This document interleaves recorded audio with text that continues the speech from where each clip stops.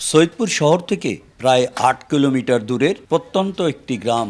শ্রমজীবী পরিবারের পুরো গ্রামের পরিবেশ সহ সার্বিক চিত্র জীর্ণ শীর্ণ মলিন। একসময় পুরুষদের উপার্জনে কোনো মতে খেয়ে পড়ে দিনাতিপাত করত গ্রামের পরিবারগুলো। সৈয়দপুর উপজেলার খাতা মধুপুর ইউনিয়নের বামুনপাড়া গ্রাম। এই গ্রামে প্রায় 50টি পরিবারের বসবাস। তাদের প্রধান জীবিকার উৎসই হলো বাঁশের তৈরি পণ্য তৈরি করে বিক্রি করা। এক সময় এই অঞ্চলে ছিল অভাব অনটন। আজ এই মহিলারা কাজ করে তারা কিন্তু তাদের সংসারের অভাব অনটনকে অনেকটা ঘুচিয়েছে। নীলফামারীর সৈয়দপুর উপজেলার পূর্ব দক্ষিণে অবস্থিত এই পাড়ায় বসবাসকারী প্রায় 3 শতাধিক পুরুষের উপার্জনের একমাত্র কাজ ছিল বাঁশজাত পণ্য তৈরি ও বাজারে বিক্রি করা।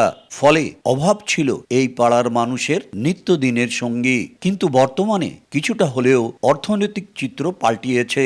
আজ শুধু পুরুষ না, পাড়ার প্রায় শতাধিক নারী ও শিশু এই বাঁশের পণ্য তৈরি করছে। এই কাজ করতে তাদের গ্রামের বাইরে যেতে হয় না।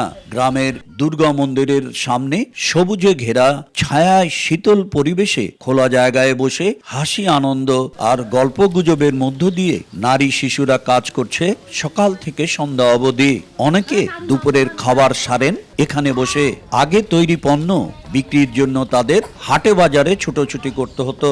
এখন পাইকার তাদের গ্রামেই রয়েছে, যে প্রতিদিনের পণ্য পুরোটাই নগদ টাকায় কিনে নিচ্ছে। ফলে গ্রাম জুড়ে নারী শিশুদের আজ আর নেই পুরুষের উপর পুরোপুরি নির্ভরতা। তাদের নিত্যদিনের ছোটখাটো খরচ নিজেরাই সারছেন। সম্মিলিত পুরুষ নারী শক্তি পাল্টে দিয়েছে গ্রামের সামগ্রিক চিত্র। ধারার ডালি বানাই বাঁশ দিয়া, খাটের ডালি বানাই বাঁশ দিয়া, কুলা বানাই বাঁশ দিয়া, বাড়ুন বানাই বাঁশ দিয়া, পাকা বানাই বাঁশ দিয়া, মানে বাঁশ দিয়া সব উপার্জন হয়, মানে পেট ভাতা হয়।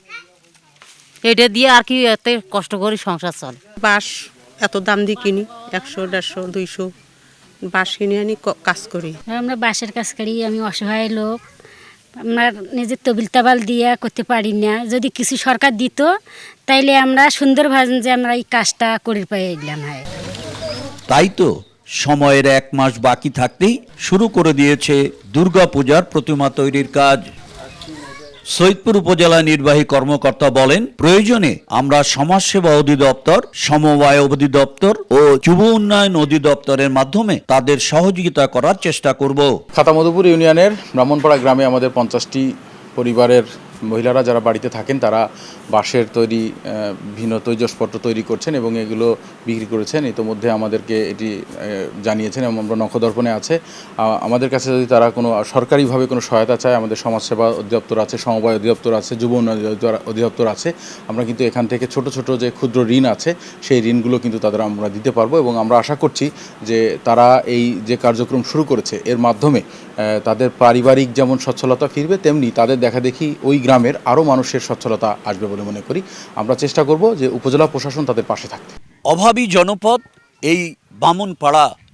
বর্তমানে এই পাড়ার প্রতিটি ঘরের প্রায় শতাধিক নারী এই বাঁশের পণ্য তৈরির কাজে নিজেদেরকে নিয়োজিত করেছে, যার ফলে তাদের এখন প্রতি মাসে আয় হচ্ছে প্রায় 2000 টাকা। ফলে ফিরেছে সংসারে সচ্ছলতা। শাকির হোসেন বাদল, সময় সংবাদ, নীলফামারী।